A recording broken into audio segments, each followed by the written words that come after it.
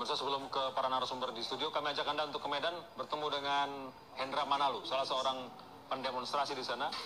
Bung Hendra, Anda adalah salah satu demonstran dari Fakultas Teknik Universitas Sumatera Utara. Betul begitu? Iya Pak, betul. Pada saat demo, ya, betul. Pada saat demo tanggal 20 September. 20 September pada waktu itu. Baik. Anda pada saat demonstrasi diprovokasi atau memprovokasi polisi? Ya, saya akan ceritakan sedikit tentang kronologi di lokasi, Pak.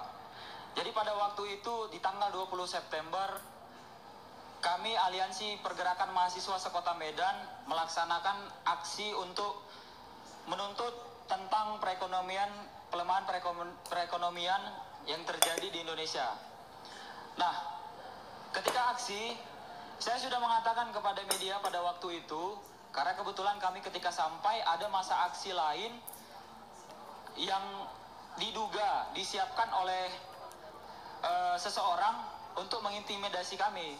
Ada yang memprovokasi. Mereka membawa alat demonstrasi, ya? Ya, mereka mengatasnamakan masyarakat cinta NKRI, tapi mereka aksi membawa alat kayu serta batu.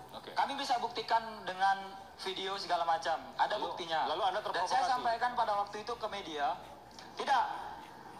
Di awal kami mengamankan massa supaya mereka tidak terprovokasi dengan saya mengundang media pada waktu itu yang hadir. Saya katakan, ketika ada chaos ataupun pembubaran massa hari ini, saya katakan bahwa ini akan ada indikasinya dengan masa aksi yang lain yang sengaja memprovokasi kami aksi pada waktu itu. Padahal kami tidak menyerang pemerintah secara subjektif. Kami hanya membawakan isu tentang pelemahan ekonomi gitu. Lalu ada polisi yang menjadi korban juga di situ, Bung Hendra. Pada waktu itu korban yang ada pada pihak polisi sengaja tiba-tiba dihadirkan. Pada saat jadi ada dua kejadian. Kejadian pertama, ada dua kejadian provokasi. Di dua kejadian itu kami berhasil meredam teman-teman pada waktu itu. Tapi kejadian provokasi ketiga, ketika adanya pelemparan dari pihak masyarakat cinta NKRI itu, kami kemudian dibubarkan paksa oleh polisi. Jadi padahal ada secara logika ya? yang melempar itu, Pak, yang melempar itu adalah pihak dari luar. Tetapi yang dilindungi dan direpresif itu mahasiswa. Baik, Bung Hendra, topik ini apakah topik yang kemudian disepakati bersama sebagai bagian dari gerakan BMSI, idealisme di situ, atau ada yang pesan topik yang isu yang Anda angkat? Kami secara nasional memang sepakat bahwa isu pelemahan ekonomi ini akan menjadi isu yang harus kita naikkan karena ini adalah suara dari rakyat. Baik. Kami tegaskan sekali lagi, dari BEMSI ataupun Aliansi Pergerakan Mahasiswa Kota Medan ini tidak ada sedikit pun ditunggangi oleh siapapun. Dan saya berpesan kepada seluruh mahasiswa yang hari ini menunggangi kepentingan ini dan rela hari ini mengambil keuntungan daripada darah teman-teman kita. Saya katakan dia bukan mahasiswa, dia adalah pengkhianat sesungguhnya. Baik. Karena ada mahasiswa, ada seseorang kelompok yang memanfaatkan aksi ini untuk kepentingan pribadi. Bung Hendra dari sana. Padahal yang kami suarakan adalah suara rakyat. Baik. Gitu. Terima kasih Hendra Manalu dari Medan sebagai salah satu narasumber termasuk saksi mata karena demonstrasi tersebut. Durasi kita sudah hampir habis. Saya ingin mendengarkan suara dari masing-masing narasumber berkaitan dengan apa yang terjadi dengan demo mahasiswa. Topiknya adalah sikap polisi terhadap demo. Demo itu sendiri, apakah demo yang murni, idealis, dan bagaimana juga ketika masih ada demo berikutnya, apakah kemudian demo yang pesanan atau bukan. Saya minta kepada Bung Masinton. Ya, pertama di mahasiswa itu dari masa ke masa demonstrasi mahasiswa itu tidak pernah tunggal. Selalu ada sikap politik yang berbeda-beda. Nah, kita minta umpama dalam konteks mahasiswa menyampaikan aspirasinya bisa disampaikan dengan cara baik. Kedua, kemudian tidak menjadi tunggangan politik. Apalagi sekarang masanya kampanye. Ini era demokrasi, bukan lagi era otoritarianisme. Era demokrasi itu pergantian pemimpin itu melalui mekanisme pemilu secara damai. Disitulah rakyat memberikan pilihannya ke rakyat, memiliki kedaulatan, memilih pemimpin yang kemudian dikoreksi jika dalam proses satu periode itu akan ada evaluasi terhadap kepemimpinan itu kalau dia ingkar janji terhadap masyarakat melalui proses mekanisme pemilu. Maka ketika mahasiswa menyampaikan aspirasi apa segala macam, jangan sampai kemudian mahasiswa menjadi bagian dari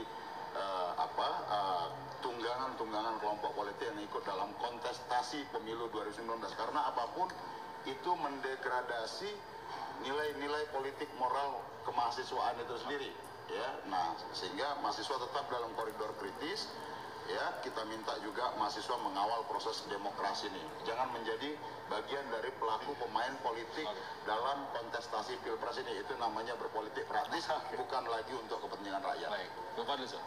Ya, saya melihat bahwa apa yang dilakukan mahasiswa itu jelas murni, ya, tidak ada yang menunggangi, tidak ada. Saya kira kalau orang yang waras itu pasti melihat masalah ekonomi adalah masalah bangsa saat ini, dan itu bukan hanya mahasiswa yang menyuarakan, kaum buruh, petani, kemudian bahkan sampai emak-emak pun menyuarakan masalah ini. Jadi kalau kita melihat bahwa apa yang terjadi ini adalah suatu proses yang biasa saja. Hak berpendapat, hak berekspresi, hak berkumpul, menyampaikan dengan lisan dan tulisan itu dijamin oleh konstitusi. Dan itu adalah kewajiban bagi aparat penegak hukum untuk mengamankan terciptanya apa yang menjadi hak masyarakat itu. Tidak boleh kemudian ini dihalang-halangi, tidak boleh kemudian ini dibatas-batasi, meskipun tentu ada aturan-aturan dan koridor-koridor.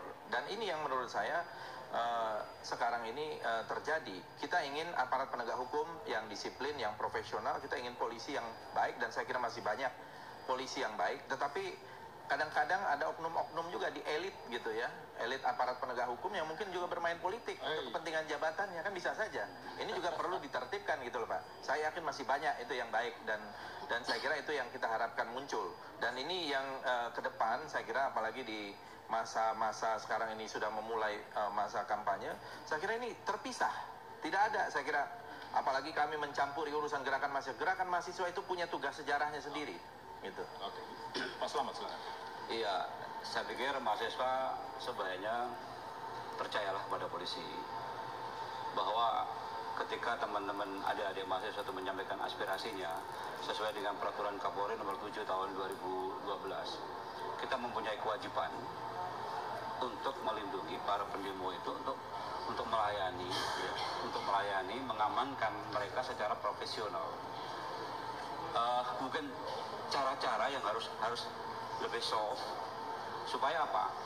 Tujuan utama untuk menyampaikan aspirasi itu muncul. Jangan sampai yang muncul adalah soal anarkisme. Ketika diperintahkan oleh atas nama jabatan dan dinas kepolisian untuk mundur, ya mundur teratur, tapi aspirasi tetap disampaikan. Percayalah pada polisi. Oke, yang terakhir nih, karena mahasiswa sebagai pelaku utamanya yang disurat di sini, minta jangan lebay, sesuai koridor, kemudian yang soal-soal ada, mungkin nggak demo seperti ini bisa dilaksanakan? Ini closing statement ya, Yes. sekaligus. Ada 4 hal yang saya sampaikan pada forum ini. Yang pertama, saya ingin sampaikan bahwa demo mahasiswa, ketika mahasiswa turun ke jalan, ketika mahasiswa menyampaikan aspirasi, murni atas dasar kegelisahan dan keberpihakan kepada rakyat, atas kajian-kajian, diskusi-diskusi. Adapun sekarang eranya adalah era politik, tahun politik, Masa kampanye. yaitu silakan, itu kepentingannya elit politik.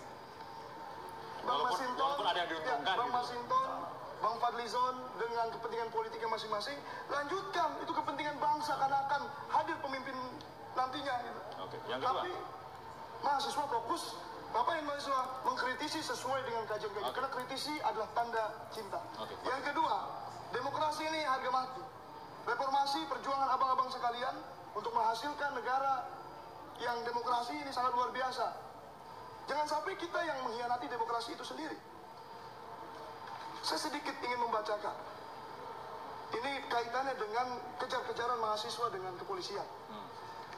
Pasal 24 Peraturan Kapolri nomor 9 tahun 2008, poin A. Tindakan aparat yang spontanitas dan emosional, di sini spesifik dijelaskan. Misal, mengejar perilaku, Itu nggak boleh. nggak boleh mengejar perilaku, melempar perilaku, Ya, sudah tahu menangkap dengan kasar dan mengenai, itu nggak boleh, jelas tidak boleh. 30 detik lagi. Selanjutnya, pemerintah dan kepolisian harus hadir sebagai pelindung rakyat, bukan pelindung siapapun itu. Dan selanjutnya adalah yang keempat, saya mengajak kepada seluruh mahasiswa se-Indonesia tanpa terkecuali, siapapun Anda, alma mater berwarna apapun itu, mari kita sama-sama bersatu. 2018, ini 90 tahun Sumpah Pemuda. Artinya pada hari ini, kita akan sama-sama bersatu bahwa pemuda mahasiswa tidak peduli dengan perbedaan, tapi dia peduli dengan persatuan Itu mahasiswa. yang paling Hidup mahasiswa! Hidup mahasiswa. Mungkin itu yang saya Kedengeran juga. Ya, kritiknya harus tetap jalan Oke. dan juga Terima kasih, saudara-saudara. sayang terhadap Yang pemerintah. penting NKRI tetap terjaga. Terima kasih telah bersama kami. Inilah dua sisi pada malam hari ini bicara tentang gerakan mahasiswa. Kami akan kembali pada minggu depan. Anda juga akan ketemu dengan rekan-rekan saya di KHI saat lagi. Terima kasih Bapak.